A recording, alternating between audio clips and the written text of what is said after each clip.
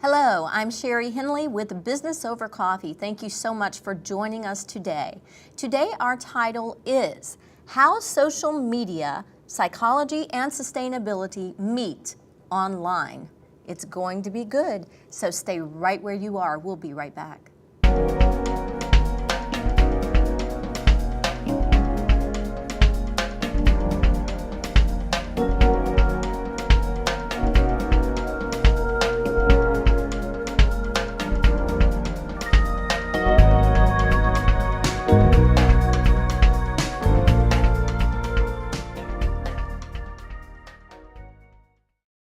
Business Over Coffee, what do? We work with professionals who want to optimize their business through three things: social media, educational exchange, and networking events. And we are bringing everyone together with four things: connections, collaboration, exposure, and business. And we are so glad you're here. Please visit our website at businessovercoffee.com and you'll learn more about us. But today we are focused on this topic: how social media psychology and sustainability meet online. And I have my excellent professional mentor, I should say, and co-host Shelley Baur with me today. Thank you, Sherry. And I am so happy to have you on the set, and this is the show that we link up together, we're LinkedIn, right?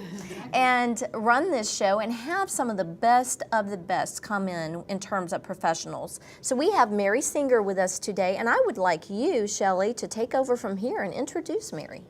Mary Singer, as you know, is an expert in sustainability. She is a serial entrepreneur who reinvented herself a number of years ago based on her passion to leave a legacy for the planet. Yes. Mary, could you give us a definition of sustainability through your vision? I wanted to just share with you that sustainability means a lot of things for different companies and different people. It depends on where they are and what they're doing. But the most accepted definition that we hear over and over again, it's leaving resources for the future generation and the future generation and the future generation. That really is what our legacy is about. So making sure that when a business or when you individually are using natural resources or engaging with human resources, that you do no harm, that you leave the world in a better place than it was before you started.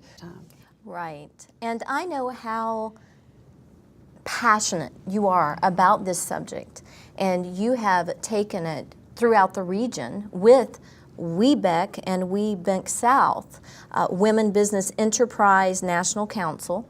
And so you've woven your sustainability process into this aspect. Can you elaborate on that a little bit? WeBank is the national certification, and it is the certification that is gold standard for corporate America. And it is the way that they measure their doing the right thing as it relates to inclusion of women in their spend. And so for me, it was a very easy process to incorporate. I am WeBank certified, yes. And to be able to incorporate that into what I'm doing and encourage other women to get on board, it was very, very easy. So what is the business that I'm doing to help women businesses? Any of the large corporations that have a diversity procurement department count their spend. They also very much have sustainability goals. It's measured in three ways. They're social, environmental, and economic. And that's the way it is measured by large corporations. So when they're counting that spend, it counts for their corporate social responsibility as it relates to the social engagement within their communities, what they're doing to make sure women are engaged, scaling and doing larger business opportunities with them. They have that ability to count that.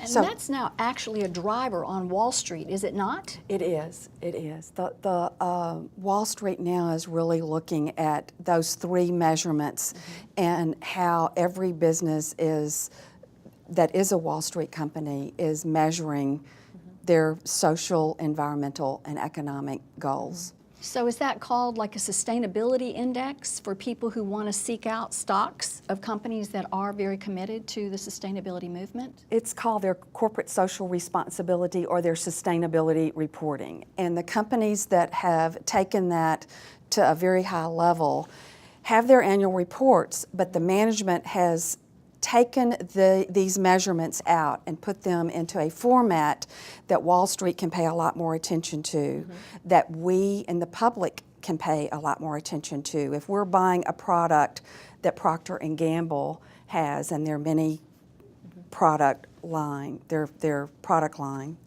then what we can do is study that product.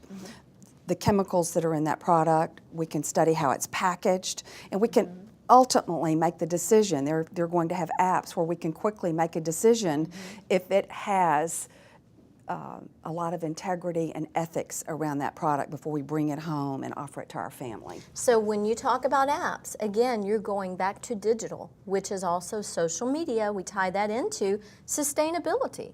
And that's one thing I can say with Business Over Coffee International is that Shelley said this morning that if I have to print a brochure, I just about have a nervous breakdown. You know, I love being digital with everything we do because that is absolutely where everything is going. Well, social media is such a wonderful online way to have the conversations around the things that you care for. Right. We're learning from our children and grandchildren at a very grassroots level things that are important. And then all of a sudden you're seeing some things online in a personal way. And then if you are following certain companies that you either have stock in or you are doing business with them or you're buying products from them as a consumer, and you're looking at the way that they are managing their resources, people resources, natural resources. That social media is the way that companies like Procter & Gamble, Walmart, all of the large corporations are really following that online conversation so that they can react much sooner to what the consumer is pushing and saying, negative and positive, for their business strategy. But let me ask you this. We know that we're still on the leading edge, on the bleeding edge even of sustainability and all that can be done to preserve our planet. What are some of the barriers, the obstacles for companies who go, well, that's a good idea, but what are the buts? Well, there's many buts. The conversation sustainability is big. It has a history and a legacy that is back to the 50s. Bringing that conversation forward and for companies to understand at a grassroots level what their clients are talking about, what their employees are bringing to the table, what they can do inside that corporation to support goals that are very transparent. They have been moved from the annual report to a specific sustainability report now for all of us to see. It's online, it's there, they've bared what they're doing. And the conversation and the forums online when a company is just talking green, added some green tokens, not really doing what needs to be done. And it's hard work. It is hard work because there is no clear-cut solution. We see it every day when we turn on the news in regard to our economic capabilities and creating jobs and what that does. And then we see the conversation around environmental and what scientists are saying for the climate and how we're seeing our food grown. It is such a massive conversation. But social media is truly the way that when we're coming down into a specific need, recycling, it's an individual choice. It's something that we can do in our home. It is something that we can do in our work environment. But how do we get the psychology and that knowledge to a point and a place where they no longer want to just throw everything away, that there's really an opportunity to look at not having waste and doing something that's much healthier for all of us, for our land, for our businesses, for our home life, for our grandchildren. The legacy is rich. Why would we not want to make that change. Well, I know that you've hit on a personal note there when you talk about your grandchildren, because that's really what made it come to life for you, business drivers notwithstanding and your heart notwithstanding. Talk about your conversation with your grandson, Gammy. Our family touches our hearts in so many ways, and certainly living this area that I want to create around saving our resources and being much kinder. My grandchildren inspired me. I mean, at a very small age, 3 or 4 years old, they could look at the back of a container and would say, "Gammy, you can't throw that away." When I was working in facilities, we didn't call it sustainability. We called it being very efficient for that building. Sure. What the building envelope and the footprint that it had as it related to being a shopping center, and how we could be very efficient.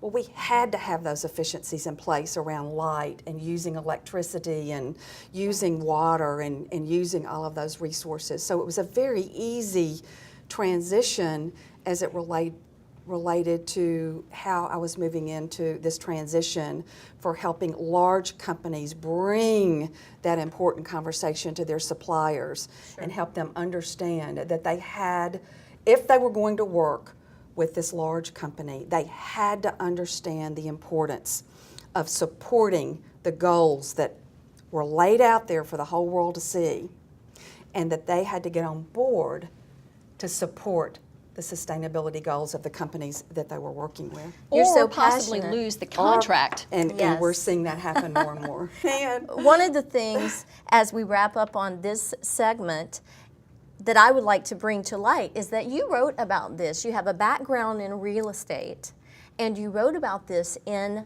the book that just published, Right. by BOCI, and all 3 of us are authors in the book, and it's called The Power of Collaboration in Business. And you elaborated on all of this so people can read that. And so based on the fact that people can read all about this in the book, and the fact that you believe enough in social media sustainability that a recent conference that you hosted, Great Women, Great Things, it's an annual conference for WeBank and WeBank South, you brought us in, BOCI, the entire team, to run the media for this conference. So can we talk about the conference and what that does for the women that come to it, as well as the social media aspect of the sustainability that ties in there? Oh, you got all 3 of your points, your psychology, your social media, and your sustainability that were all represented at that conference. So Yes, kudos that's right. to you, Mary. It was Yes. a well, record. it's the 4th year that we've put together the conference, Great Women, Great Things. Yes. I decided to ask SunTrust if they would provide our 4th annual meeting with the opportunity to have social media in real time Yes. with all of these great women that are doing many wonderful things Right. in their business, and trying to learn and leverage and create greater capacity with the corporations that love to do business with us. And SunTrust said yes, that they were very excited I'm elated. to do this. And the collaboration with SunTrust has been excellent. And you say that we have a relationship. We actually have a collaboration where all 3 of us are working together. Shelley, with Integrity-Based Communications, is highly involved in what you're doing and was highly involved in the conference as well. So Shelley, why don't you wrap us up on this segment? Well, one of the things that I really loved about the conference was bringing in the psychology of LinkedIn, because anybody who's anybody in the business world knows that LinkedIn is the business social media presence online. Absolutely. And Yes. Mary and I were privileged to meet J.D. Gershbein at an entrepreneurial conference back in the spring of this year, and we were so impressed with him that we retained him to work on our LinkedIn profiles. We'll talk about that in the next segment. Yes. But that was one of the things. There were many things. Our keynote speaker was from Banneker. I mean, we had, 13 different roundtable topics, and social media and social media intelligence was your topic. So it was really phenomenal. There were over 170 women and major corporate sponsors there, and it was a way to really connect with the ability to do corporate contracting and how to retain your corporate contracts, and it was just a phenomenal experience. And some of the sponsors for that conference that you were able to bring on board through your business and your contacts, it shows what a savvy businesswoman you are. So you're definitely one of my mentors, as well as Shelley. Can you name some of those sponsors for us? International Paper has been a sponsor. This is their fourth year of sponsoring this event, and they understand the importance of women suppliers. And they do an excellent job of bringing them into their organization, helping mentor them and helping them grow. So we love having International Paper. Chevron was also a sponsor this year, and Mia Spicer came in from New Orleans and brought many ideas and ways to collaborate for Chevron, SunTrust, of course, and many corporations that really believe in what we're doing and how we're positioning women in this marketplace to scale regional and globally. Right, absolutely. Well, thank you so much, Mary, for being with us. Mary Singer. To contact Mary Singer, you will go to crgsustainablesolutions.com. Simply go to her website and you can find her there. If you would like to email Mary for more information, you can email msinger@crgss, as in Sam.com. We will see you on the next segment with J.D. Gershbein. Stay right where you are.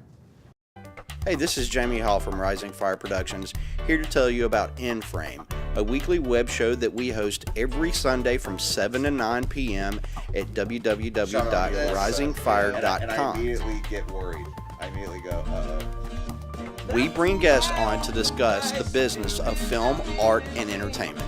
You think about, okay, how many DVDs can I sell? Join us every Sunday from 7 to 9 at risingfire.com.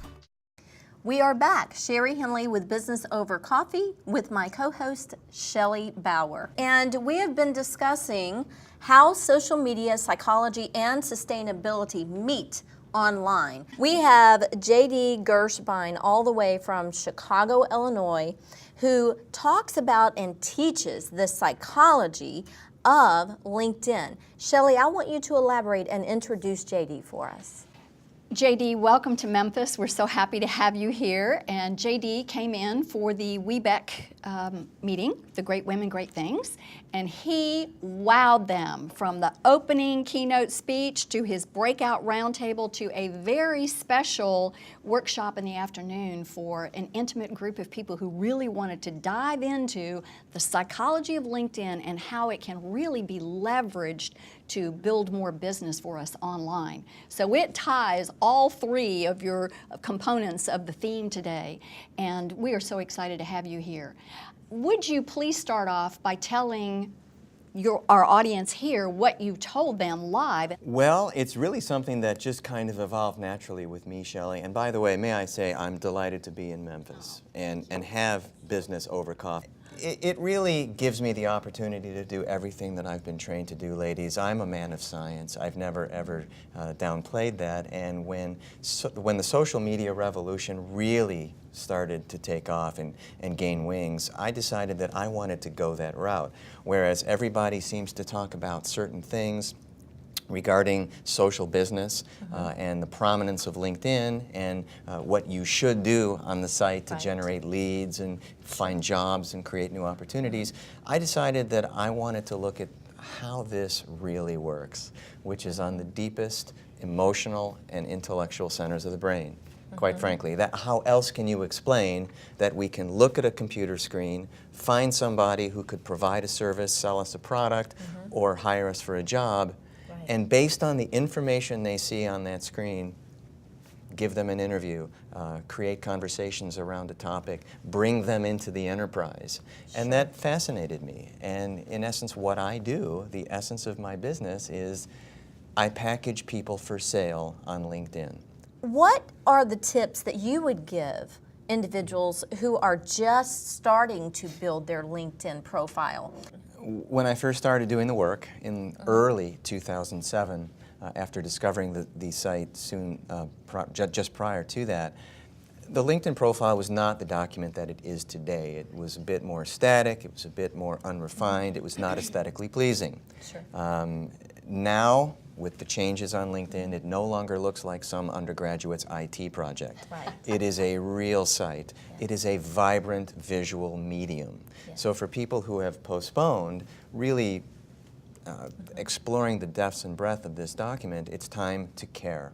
This would be the first piece of advice I would give. It's time to care how you look on this site, because not only are people noticing, they have the wherewithal to base a decision on the face value created in that document. So all of what you've been hearing about the LinkedIn profile is true. You have to state who you are. You have to leave no ambiguity as to what you do. You have to make it very clear with whom you'd like to connect, and you must have a call to action on the page so you can instruct people who could write your checks what next steps to take with you. Have a great headshot, a headshot that captures your enthusiasm, your energy. It has a warm, welcoming smile. Have the right amount of text for the search engines and for networking. The tendency I'm noticing is a little bit away from search engine optimization and more toward personal humanization. This is becoming a more humanized platform. People care about what they read about you. Yes. And if you don't have what they should see, with the fragile attention spans we have as humans on the internet, we're zoning out. One of the things that you shared was how important testimonials are, and we all know that face-to-face, having a testimonial, using video, etc. But what about LinkedIn endorsements? What is the deal with those LinkedIn endorsements, Yes. huh? Those crazy LinkedIn endorsements. Well, one thing that it has done, without question, it has brought back the sheer importance and cruciality of the written LinkedIn recommendation. We're all courting credibility. We all want good things to be said about us. You're no different than me. We all want people to know in business that we have been approved by others who have bought our product or who have engaged us for the work. Sure. What the written LinkedIn recommendation now does is it creates a more experiential framework around what we do. Right. These are our satisfied clients. These are our educated colleagues. These are the people we hold in esteem who are now selling us to people who are accessing this document called the LinkedIn profile. Absolutely. So much of what we provide is our own. The LinkedIn written recommendation is user-generated content. We will not change good words written about us by others. We will refuse to do that. Right, Everything right. else can go, but Sure. boy, that one from the boss or the coworker or the satisfied client or the colleague, especially the C-level people at companies, good, strong, solid recommendations that speak to our core competencies and our ethics, Yes. those stay. Endorsements, more of a superficial acknowledgement. And we're being endorsed by people who really come in with no prior knowledge of us having these skills. But recommendations, different story. These are folks who have really been there with us in the trenches, engaged us for the work. They know what we can do. And for those people who feel timid about asking for a recommendation, what would you say to them in terms of the psychology behind that? Lose your timidity. Absolutely. Ask, because it also becomes a great collaboration exercise. That's right. Rarely will you receive a recommendation that hits the high note right off the bat, and it's okay, if not, to work with the person to develop talking points around the recommendation, because you would do the same thing if you were asking for a recommendation letter, a hard copy letter in the real world. Right. I want to talk about something that you were one of the first to do it, and that is the video Welcome to My LinkedIn Profile piece. The LinkedIn profile welcome video. I've always believed in video. Who doesn't at this stage of the game? Google certainly does. I mean, let's face it, they've got to get a look at you, don't they? Right. The great headshot, I still believe, is the most salient aspect of our brand on LinkedIn. Video marketing is not yet a mainstream practice, but more and more people are taking the plunge and doing it. It's not cheap. And it should be professional and polished. It should not be something that you sit in front of your computer on Skype with the baby in the background or the dog barking. It really should be a very focused, Yes. edited, professional, scripted, storyboarded event where you're really talking to people about not only what you do, who you do it for, and why you do it, but who you want to connect with on LinkedIn. When you have a video on the LinkedIn profile that really telegraphs who you are and with whom you'd like to connect, it becomes a clearinghouse, and you're going to focus on getting good people, solid people into your network. It also segues back into the humanization of who you are. Now they can feel that personable side of you by watching that video. Also, another thing that I love about LinkedIn is the fact that Shelley recently co-authored a book with me, as well as Mary Singer, who was on here earlier, and several other authors that were in the book. And we were able to upload the cover, the pre-release promo as a project, and then put all of those people in there as collaborators. So it actually enhanced all of our profiles by doing that. Can you elaborate on those pieces of the LinkedIn profiles and what you can do? Absolutely. LinkedIn has implemented the rich media format, so you can not only link to existing videos on YouTube, it could be in your hard drive, you can upload videos, wherever the visual imaging is, you can get it on the site. It could even be stills, it could be a PowerPoint presentation. Anything visual can now be imported into LinkedIn. It's embedded into the profile. It's a click away, but you have to get back to the profile just like Facebook. But what it says is, people may not have time to read all the great stuff you've written about yourself, Right. or outsourced me to write about you. But Innocent is charged.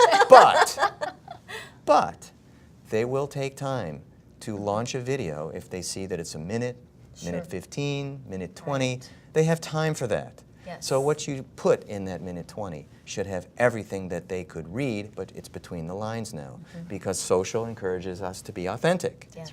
You are no more authentic than in your own video, looking at the camera or looking kind of off-site, you know, in Elmore Leonard interview style, where you're really talking to people and espousing your own virtues, but in a very real way, where you look human. You look like the guy that people, or the gal that people should do business with. You look like the ideal candidate. You look like the confident service provider.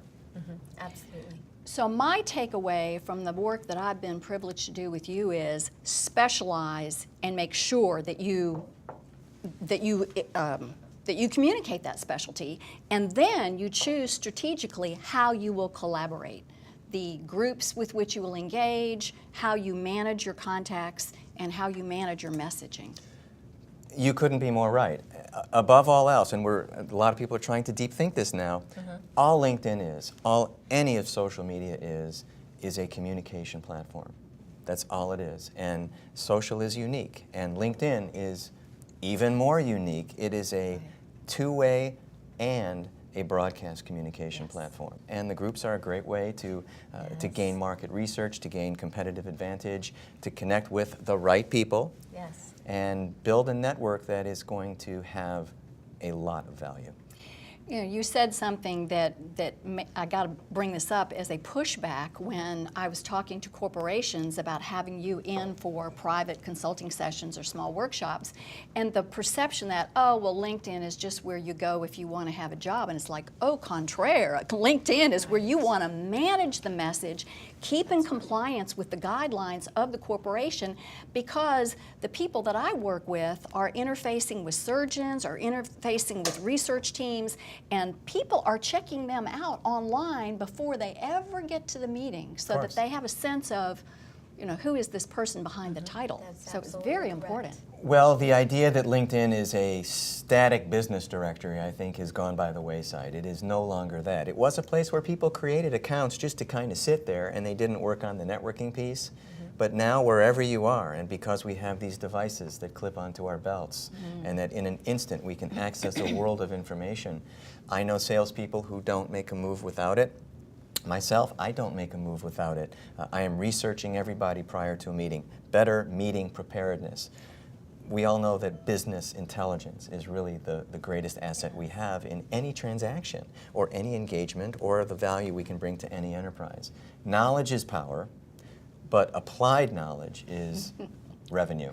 I've sat with people in corporations, and they've literally been side by side with me, and they will say to me, JD, I have to tell you that I don't attach a lot of value to LinkedIn because I'm very happy here, and I'm not looking for a job. So the power of LinkedIn early on as a tool for job seekers was there. Now it's coming back to its job seeker roots because sadly so many people are out of work in a turbulent economy. But the job-seeking power of LinkedIn has been augmented since those early days. And now job seekers truly have to run their job search like a business. So they have to be in a client acquisition mode, in a lead generation mode. And they must use LinkedIn to capture its messaging potential in the same way that an executive would to establish a thought leadership platform, or a corporate manager or executive vice president of sales would manage a sales team. So the use of LinkedIn, the collective advantage that a company has in using it through its individual employees and the energizing of their profiles is immense and really untapped potential. But the bottom line, this is what I say to the corporations, if you've got client engagement people who are meeting with physicians, who are meeting with researchers, who are meeting with collaborators at national meetings, they are going to be checked out. Your employees, Mr. Corporate CEO, are being checked out online before they meet with the scientists and the researchers, and yes, even the journalists from time to time. Better believe it. You have to look good for the company. It's brand ambassadorship at its most elemental form. You are an ambassador of your brand if you are a corporate employee. And those who have stronger client-facing activities, they are the ones that need their representations sterling.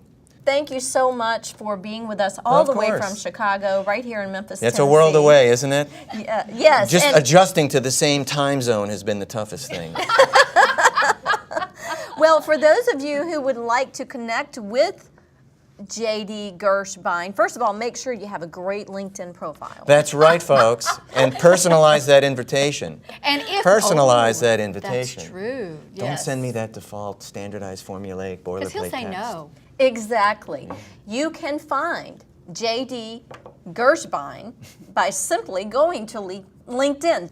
Tell me about your experience with Shelley Baur and Mary Singer with the conference that you came to Memphis for. Well, you know, I have LinkedIn to thank for basically everything at this stage of the game, because not only did it allow me to really fuse my educational and academic and my interests in life in one pursuit, but it allows me to meet great people and have great opportunities. I've been a speaker since the early 1980s when I was years old, and I was asked to speak at a conference in Washington, D.C. called the Inside Edge, and it's my first trip to Washington since I was a kid, so I get on the shuttle from the airport to the hotel, and I meet Shelley and Mary Singer, and you know how it is, you're strangers until the first comment gets thrown out, and then by the time we got to the hotel, we were pals. That's right. And may it ever be so.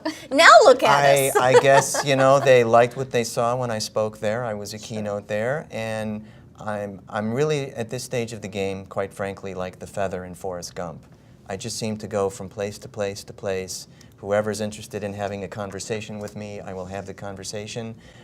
Life is like a box of I chocolates. love being in front of an audience. I mean, I never met a microphone I didn't like, but what I do that I think differentiates me is I like to go out there and create value and do this for the right reasons. I take my role as a LinkedIn educator very seriously. Yes. So my function here at this conference was to be in front of a receptive audience and not tell them that they should do anything. I don't tell anybody they should do anything on social networking sites. Right. I show them what's possible. Sure. So my role and my desire to come out here to Memphis was to show these women what's possible if they start to care and attach value to their activity, and to convince them as best I can that it really, really works.